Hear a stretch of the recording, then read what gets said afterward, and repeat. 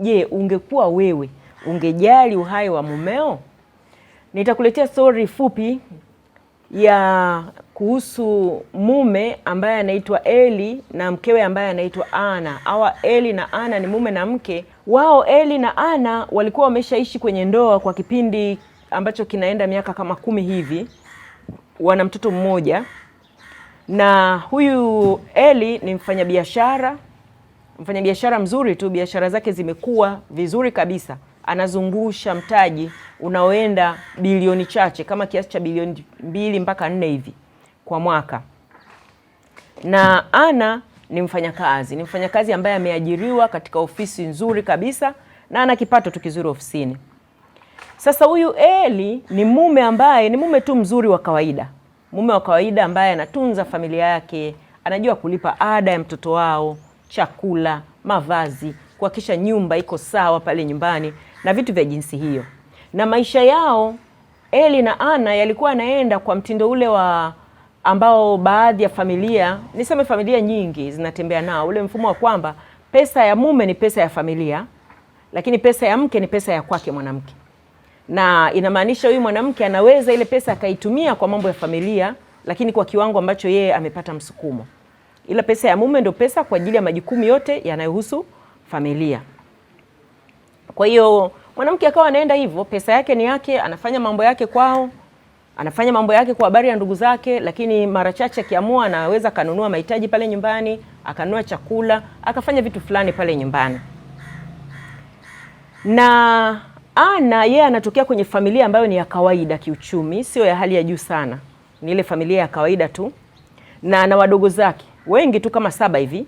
Na Ana yeye ndio mkubwa kwa mama yake nyumbani kwao. Na yani kwa wazazi wake kwenye familia yao yeye ndio mtoto mkubwa.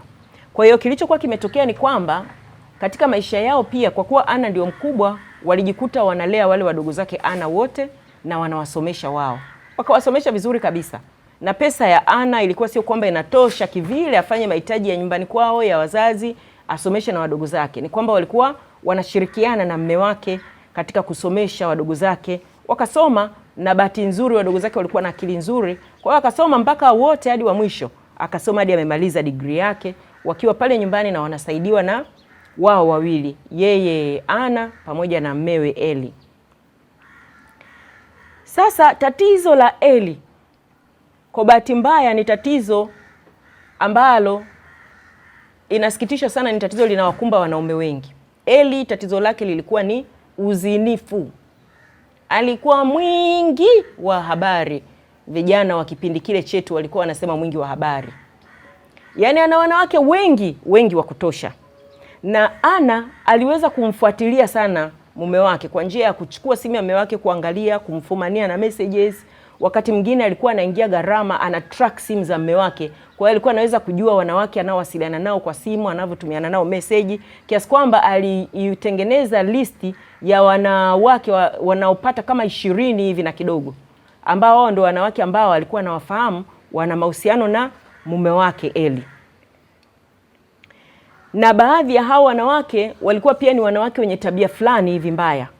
Yaani kuna baadhi ya wanawake ambao Ana alikuwa akiwapigia simu kuwaonya, kwa nini mnafanya hivyo, kwa nini mnatembea na waume za watu wametoka na waume zao mbali, wamehangaika nao toka hali ya chini, sasa hivi wanafikia kufanikiwa, kwa nini nyinyi mnaingilia ndoa za watu?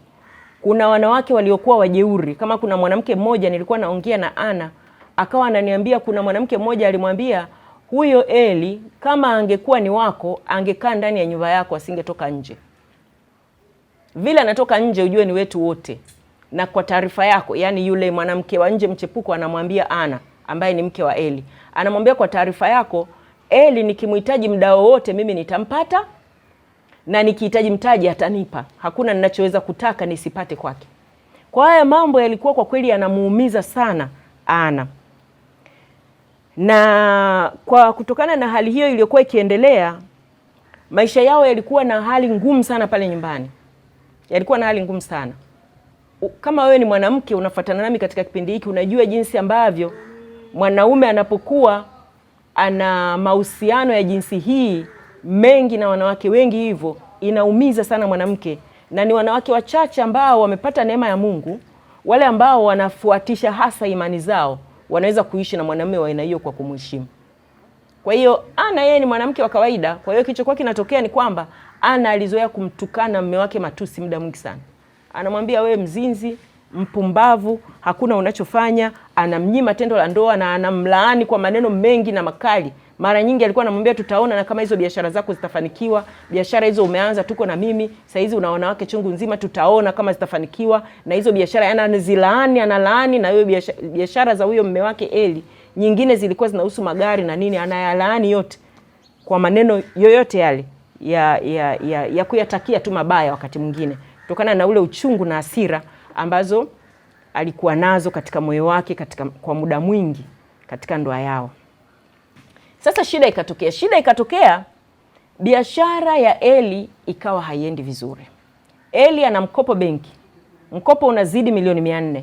Anatakiwa kulipa ule mkopo, pesa hakuna kwa sababu mzunguko wa biashara hauendi vizuri. Benki wakawa wamekuja wanataka kunyang'anya mali za familia ile, mali za Eli wanataka kuzinyang'anya. Alikuwa na nyumba 2, alikuwa na magari yanayozidi 10 na alikuwa na mashine kubwa, mashine zinazohusika na uchimbaji, vijiko na vitu vya jinsi hiyo. Kwa hiyo benki tayari wanataka kuja kunyang'anya hizo mali.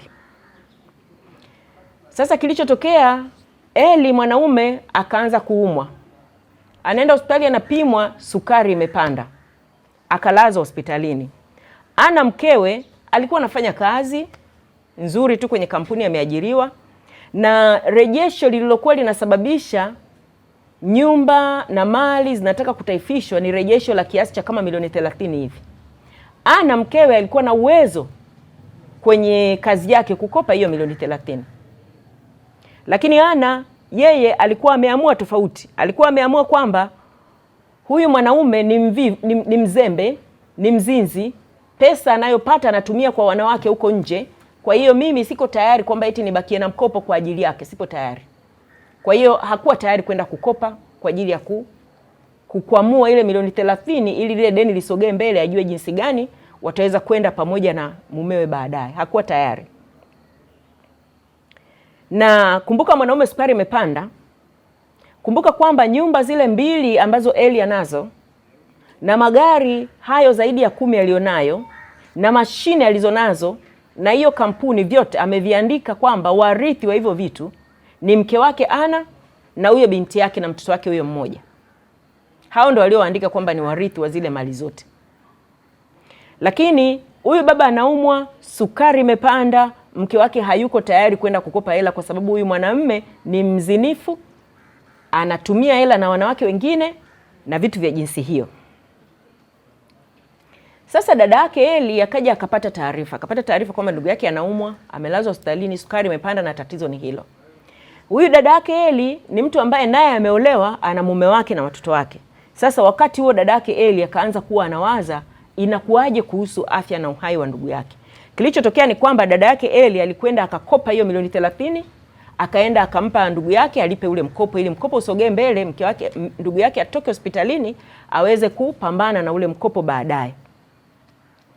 Na usisahau kwamba huyu dada yake Eli yeye hana urithi wowote katika nyumba ya Eli na mke wake Ana. Wenye urithi ni mkewe Ana pamoja na binti yake, na hao ndio walioandikiwa urithi wa hizo mali zote. Lakini shida, mwanamume ni mzinifu na mwanamke ana uchungu kutokana na uzinifu wa huyo mwanaume. Japo huyo mwanaume anatunza familia, amejenga nyumba 2, ana magari na kila kitu kumwandikia mkewe hakuweza kwenda kuchukua mkopo. Isipokuwa sasa wakati hayo yote yanaendelea, mwanaume kalazwa hospitalini, mwanamke alikuwa anaendelea kujenga nyumba kwao kwa wazazi wake, nyumba nzuri kabisa ya wazazi wake kukaa, na hivyo vitu ndivyo alivyokuwa anaendelea navyo. Haya, sasa nataka nikuachie swali ili tuweze kujifunza pamoja mimi na wewe. Ungekuwa wewe, kwa kuwa naamini wewe ni mwanamke unayefuatana nami, ukijiweka wewe kwenye nafasi ya Ana mke wa Eli, ungefanya nini? Ukijiweka wewe kwenye nafasi ya Ana mke wa Eli, ungefanya nini? Au je, alichofanya Ana ni sawa na ni haki? Kwamba mume anaumwa, kalazwa hospitalini, sukari imepanda, yeye Ana ndiye aliyeandikwa mrithi wa mali zote za mume wake, na bila shaka ikitokea huyo mwanamume amefariki, yeye ndo atakayedai urithi wa zile mali zote. Lakini leo mwanamume anataka kufa kwa kushindwa kulipa rejesho, mke wake ana uwezo kukopa. Lakini anakopa, anajenga kwao kwa kuwa mwanamume ni mzinzi, ana wanawake wengine zaidi ya 20, anawatunza hao wanawake. Je, alichofanya Ana ni sawa na ni haki? Ungekuwa wewe ungefanyaje? Au je, alichofanya dada yake Eli, kaenda kukopa, kabakia na deni, analipa deni pamoja na interest, lakini yeye hana urithi katika mali za kaka yake, ila amekopa, ameenda kulipa hilo deni. Alichofanya ni sawa? Alichofanya dada yake Eli ni sawa? Na ungekuwa wewe ni dada yake Eli, naamini hiki ni kipindi cha wanawake tunafuatana humu, ungekuwa wewe ni dada yake Eli, wewe ungefanyaje? Karibu nisikie mawazo yako ili na sisi tuendelee kujifunza toka kwako. Basi nakushukuru, na kwa somo la leo naomba nikuache hapo. Usisahau kulike, kusubscribe na kufuatilia peji zetu.